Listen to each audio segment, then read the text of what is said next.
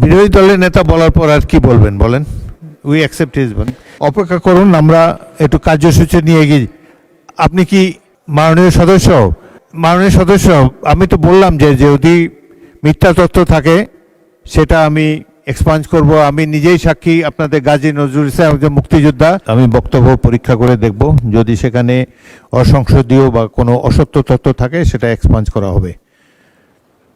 মাননীয় সদস্যবৃন্দ, পরবর্তী বক্তা জনাব মোহাম্মদ আবুল হাসান, 233।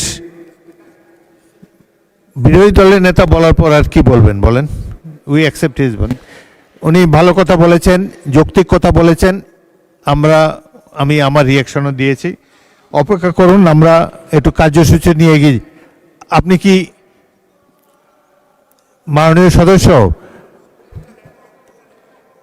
সদস্য আমি তো বললাম যে যদি মিথ্যা তথ্য থাকে সেটা আমি এক্সপাঞ্জ করব। আমি নিজেই সাক্ষী, আপনাদের গাজী নজরুল ইসলাম একজন মুক্তিযোদ্ধা।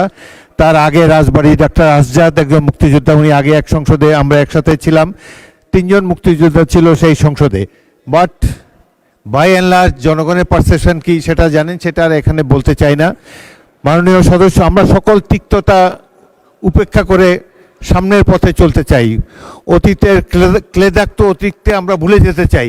তারপরে যদি আপনারা মনে করেন যে কিছু কিছু ব্যাপারে আপনাদের আপত্তি আছে, আপনাদের বক্তব্যের অনেক সুযোগ আছে। 50 ঘন্টা আলোচনা হবে, আপনি এর পাল্টা বক্তব্য দিতে পারবেন, সেই সুযোগ আপনাদের রয়েছে। আমি এখন রাষ্ট্রপতি ভাষণ নিয়ে এগিয়ে যেতে চাই।